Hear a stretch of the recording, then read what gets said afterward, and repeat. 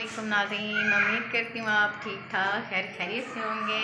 सब मेरे बहन भाई रोज़े रख रहे होंगे और आज हमारा रमज़ान बेसिकली ख़त्म हो चुका है। तो आज मैं आई हुई थी अपनी सास के घर, तो मेरी देवरानी ने मुझसे खास कहा कि आ जाए हमारे घर इफ्तारी बनाते हैं, काम शम भी इकट्ठे कर लेंगे। तो मैंने कहा भिंडी बनाते हैं क्योंकि भिंडी मुझे बहुत पसंद है। तो इसके अलावा ये मैंने प्याज बनाए थे, इसको भी मैं यहाँ पे वॉश कर लूँगी। तो यहाँ पे जैसे भी आज हम इफ्तारी का अपना सामान बनाएंगे वो सारे आपके साथ शेयर करेंगे कि हम कैसे बनाते हैं। हमने ये सोचा रोज़ाना राइस बनते हैं, पकोड़े बनते हैं, आज बस आप सालन बना लेते हैं और थोड़े से पकोड़े बना लेंगे। और कुछ बाहर से चावल आए थे, फ्राइक वगैरह की गई थी, किसी ने दे दी, मैंने चलो उसके साथ आज गुजारा कर लेंगे। तो मैं अपनी सब्ज़ी और ये मेरा सारा पूरा सामान इकट्ठा हुआ पड़ता नहीं पड़ा है हुआ पड़ा है। तो मैं यहाँ आके ना अपना सालन बनाऊँगी। तो यहाँ मेरे पतीला ऑयल ये सारी चीज़ें यहाँ पे पड़ी हुई हैं। यहाँ पे मैं अब इसको वॉश कर लेती हूँ, प्याज को, और इसके अलावा टमाटर वगैरह इनको वॉश करती हैं। देखते हैं भाई आज कैसे। वैसे तो मैं सालन बहुत अच्छा बनाती हूँ क्योंकि भिंडी भी मुझे बहुत पसंद है। इसके अलावा भिंडी आज देखते हैं कैसे बनती है। उसने कहा खास कि तुम बहुत अच्छा भिंडी का सालन बनाती हो, आज कम ही बनाऊंगी मैं। ठीक है, मोस्ट क्यों नहीं बनाते। तो इसको वॉश करते तो अपनी भिंडी स्टार्ट करते हैं। तो मैंने अपनी ये जो वॉश कर लिया है इसको मैं ले जाती हूँ। मेरे टमाटर भी काटने थे, यहाँ पे अपने चूल्हा भी मैंने ऑन कर लिया है। तो यहाँ पे फिर भिंडी सबसे पहले मेरे को यही है कि भिंडी में जो क्या बोलते हैं उसमें थोड़ा बहुत पहले फ्राई कर लेती हूँ ऑयल में, फिर उसको थोड़ा सा निकाल के फिर रख देती हूँ। उसके बाद प्याज टमाटर वगैरह जैसे भी आज पूरी रेसिपी आपको भिंडी की रेसिपी दिखाएंगे कैसे बनाते हैं। तो इसका जो पानी है थोड़ा ड्राई हो जाए फिर इसमें मैं ऑयल डालती हूँ।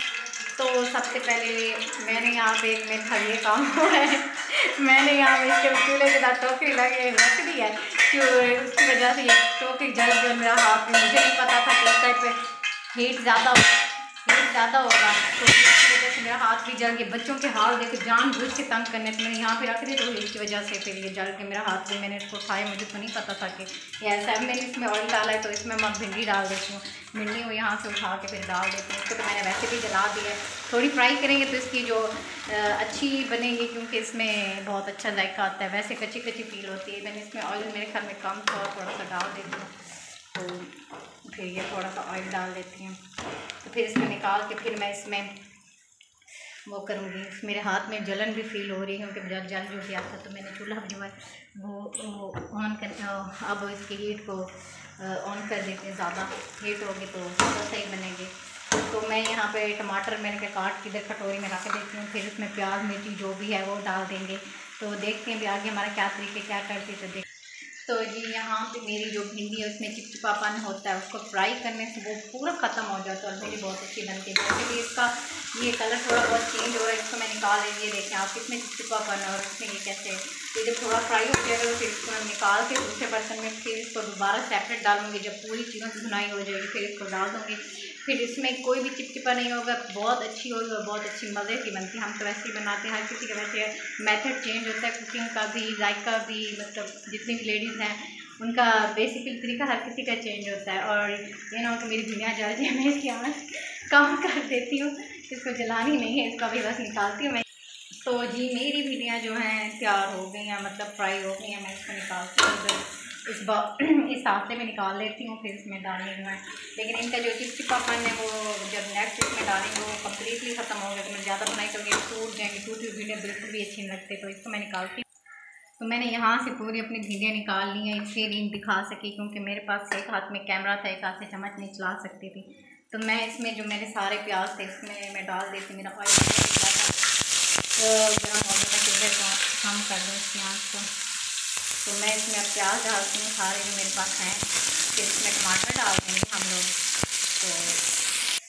तो कंप्लीट मैंने इसमें से भिंडियाँ निकाल के इसमें सारे प्याज डाल दिए हैं क्योंकि ऑयल मैंने इसलिए कम इसमें डाला है क्योंकि पहले ऑलरेडी हमने भिंडियों को जो फ्राई किया तो उसमें ऑलरेडी मौजूद होगा। अगर हम ज़्यादा डाल देंगे तो उसमें ज़्यादा हो जाएगा। तो अब मैंने जो टमाटर काटे थे मिर्ची थी और इसमें डाल दूँगी। फिर जो हमारे नमक हो गया, हल्दी होगी, मिर्च होगी वो फिर इसमें ऐड कर दी। थोड़ी सी इसको भुनाई कर दी, फिर इसको भिंडियाँ डाल के उसको दम पे दे देंगे। तो मैंने इसमें कंप्लीट ये देखें नमक मिर्ची हल्दी सूखे धनिया सारा कुछ इसमें मैंने ऐड करके डाल दिया है। अब मैं इसको चम्मच हिलाती हूँ, इसको सब चीज़ों को मिक्स करते हैं जी। ये हमारी मिक्स हो जाएंगी। फिर नीचे से जो इसका थोड़ा बहुत ये हमारा मसाला भुने, जब अब भुनाई पूरी हो जाएगी फिर इसमें भिंडी ऐड कर दें। तो हमारे प्याज जो थे 5 से 10 मिनट हो गए, मैंने उसको भुनाई कर दी है। यहाँ ये चीज़ होंगे हैं तो इसके जो टमाटर हैं वो भिंडियों में मुझे वैसे अच्छे लगते हैं। टमाटर ज़्यादा डालेंगे तो अच्छी स्पाइसी ये जूसी होंगे। तो ये जो मैंने भिंडियाँ फ्राई की थी तो मैं अब इसमें डाल देती हूँ भिंडियाँ। फिर ये होगा कि ना थोड़ी हल्की आँच में इनको मैं रख लूँगी, जिसकी वजह इसमें थोड़ा सा ऑयल था तो मैंने भिंडी लग गया। तो मैंने भिंडियाँ डाल के इसको बर्तन को रख देती है सिंक में। तो ये हमने पकोड़े बनाए थे, इसके लिए आलू और ये छीले पड़े हैं। मैंने कहा चलो राइस नहीं बनाते, राइस रोज़ाना ही बनती हैं। तो इसकी जो आँच है फिर से मैं हल्की कर देती हूँ। मैं दोबारा उसको बुनाई के लिए तेज़ कर देती थी, अब हल्की कर दी। थोड़ा सा ये दही है, भिंडी तो डाल दी, थोड़ा सा ये दही इसमें ऐड करेंगे, इससे बहुत अच्छी बनती है भिंडी। अगर आपके पास दही है या वो नहीं कहते दही की लस्सी बनाते हैं, दही नहीं है तो वो भी डाल दो, इससे बहुत अच्छी भिंडियाँ बनती हैं और इनका फ्लेवर जो है तो ज़्यादा मज़े का हो जाता है। तो भिंडियों के अंदर मैंने थोड़ी सी 1-2 चम्मच दही डाल दिया था।